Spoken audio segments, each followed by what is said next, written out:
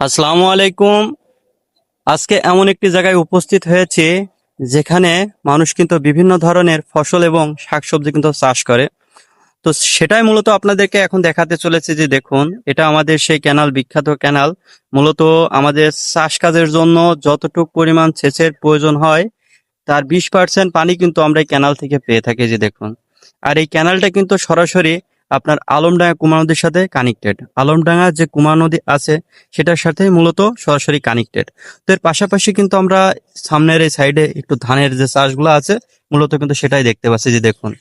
তো আমাদের এখানে কিন্তু ধান চাষ করার জন্য অনেক বেশি বিখ্যাত। আপনারা অনেকে বিষয়টা জানেন বা অনেকে কিন্তু জানেন না। তো সবাইকে বলবো যে যারা কৃষি কাজ করে তাদেরকে ছোট চোখে দেখার কোনো কারণ নেই। এই যে দেখুন, এটা কিন্তু মূলত একটা কলার বাগান বা একটা কলা গাছ লাগানোর একটা জায়গা।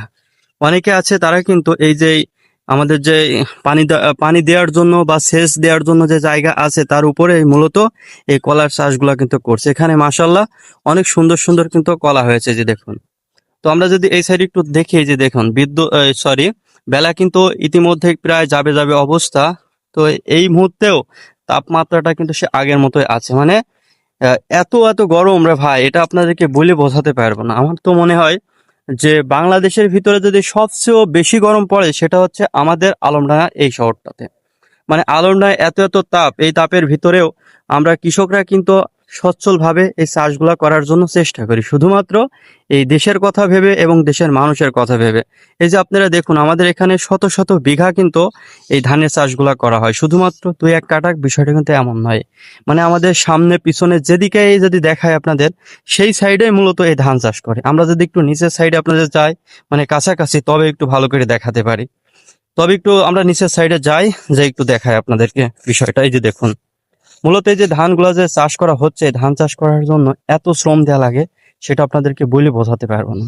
কারণ রোদে পুড়ে এবং বৃষ্টিতে ভিজেই মূলত এই ধানগুলা কিন্তু মূলত হচ্ছে চাষ করা হচ্ছে। আর এই চাষ করার জন্য মিনিমাম আপনাকে 3.5 মাস সময় কিন্তু এই ধানের পিছনে দেয়া লাগে। মানে একটা কথায় যে ছোট বাচ্চাদের যেভাবে মানুষ করা হয়, মূলত এই ধানগুলাও কিন্তু সেম অমন ভাবেই লালন পালন করা হচ্ছে। তো তারপরেই মূলত এই ধানগুলা কিন্তু কৃষক ভাইরা বাসা অব্দি নিয়ে যেতে পারবে। তো তারপরে একটা ভোগান্তি কিন্তু আছে, মোটামুটি এই বিষয়ে আপনাদেরকে অনেকে বলেছে।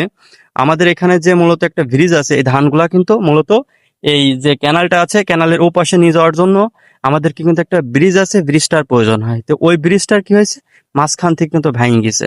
তো বিষয়টা আমি আপনাদেরকে আগে বলেছি যে আমাদের এখানে যে ব্রিজটা আছে সেটা কিন্তু মোটামুটি মেরামত করার প্রয়োজন বা নতুন করে নির্মাণ করার প্রয়োজন। কারণ কি, আমাদের ওই ব্রিজটা দিয়ে এখন আর কৃষক